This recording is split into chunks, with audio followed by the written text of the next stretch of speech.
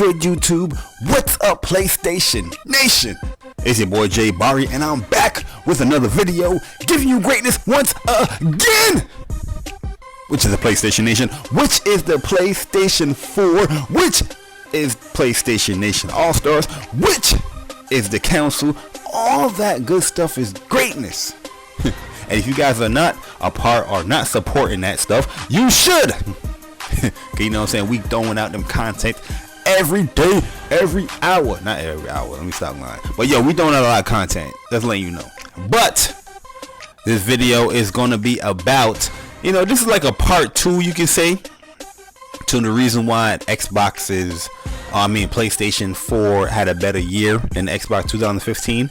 But this is more so talking about my PS4 review on 2015. You know what I mean? So I'm just going to talk about the things that PlayStation really did, and really I give it like a grade on what the score is on how PlayStation did throughout the year. Alright, so first of all, I want to get this out the way because a lot of people keep pushing this out, and you know, not a lot of people talk about things like this anymore because this is looked upon as a bad thing now. But I felt like PlayStation did a great job on locking down a lot of these third-party deals with the console. You know what I mean? It built a lot of partnerships and a lot of great like a lot of great partnerships that can be built upon the future. You know, not necessarily right now, but definitely in the future. PlayStation has it on lock when it comes to these third-party businesses or these third-party developers, all that stuff right there, man. I think that's a great job what they're doing when it comes to that. Like, you got a lot of third-party games exclusively developed for PlayStation. You had deals where these games were coming first to PlayStation. You had the deals with the map packs. You get these map packs first to PlayStation, or you get these deals where you get these betas first to PlayStation. And it just builds that mind share, like I said it in my PS4 versus Xbox One review in 2015. That mind share builds like, okay, PlayStation is a console to have because it's getting all these things from all these developers. You know what I mean? And going forward, that's a good thing to have, because in the future, people's gonna be looking upon PlayStation like, yo, I need to get that. You know what I mean? So I think that was a great job that PlayStation did with these third-party deals.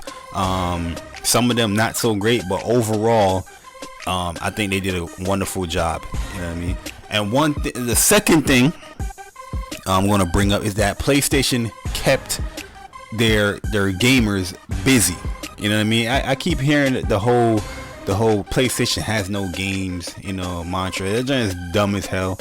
And if you have a PlayStation 4 and you want a game on your PlayStation 4, you're gonna be busy throughout the year on PlayStation. You know what I'm saying? They'll hit you with exclusives from the year started. You know what I'm saying? In the middle of the year, it slowed down a little bit as far as exclusives, but then once the summer hit, they kept coming with exclusives, and throughout the year exclusives dropped. You know what I mean? And not just exclusives, you had these betas for exclusive games that's coming out later on in the year or later on next year, that kept dropping. You know what I mean? So summertime, even if you didn't have like a marquee game you was interested in, oh, here comes the Call of Duty Black Ops 3 beta. Here comes the Street Fighter beta.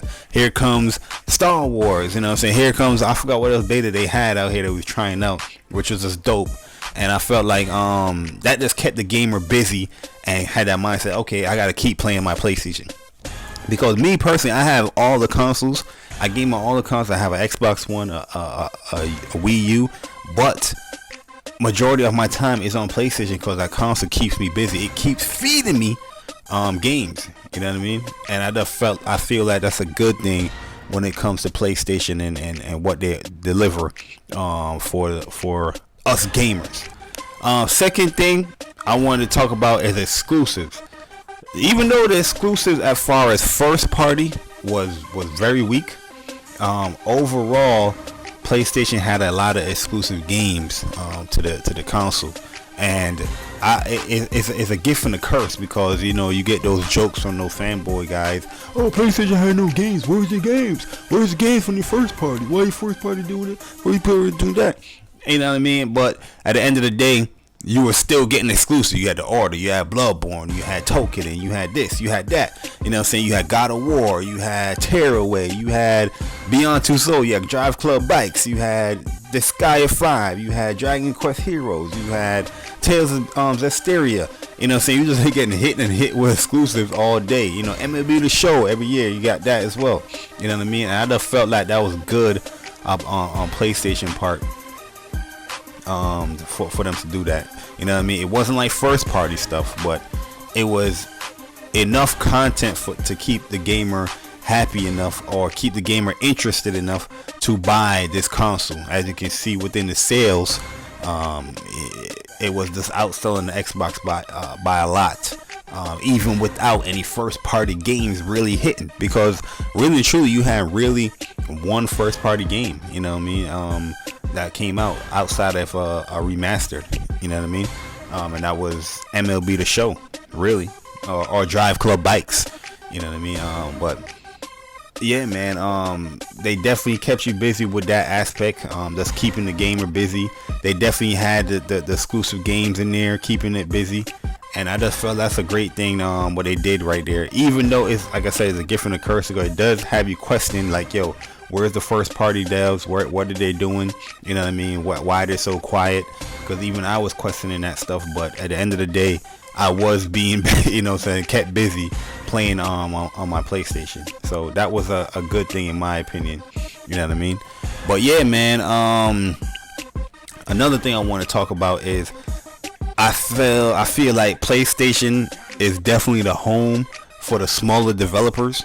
You know, a lot of the smaller developers is coming to PlayStation side, and they're coming their way and putting their game first, or putting their game exclusively on PlayStation, or console exclusive on PlayStation.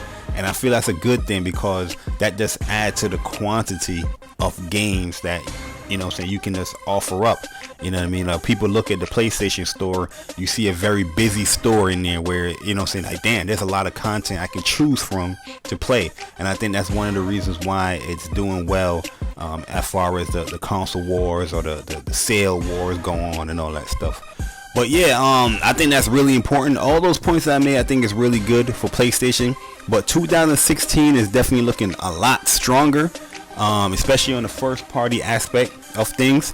Looking very, very strong from the beginning of the year, and still those third-party deals with those exclusive third-party developers are still coming out, which is amazing as well. So you have best of both worlds right there. First-party and third-party games is coming to 2016 with the smaller titles as well. But yo, if I wanted to give a grade to PlayStation 4 for 2015, it would definitely be like an 8 out of 10. It wasn't, as I said, I was very surprised that even with a little bit of first party games, you know, it's like a PlayStation, I know they're very slow to come out with their first party games at times, but even without their first party games, they still manage to do very, very well. They are in record breaking numbers right now with the PlayStation 4.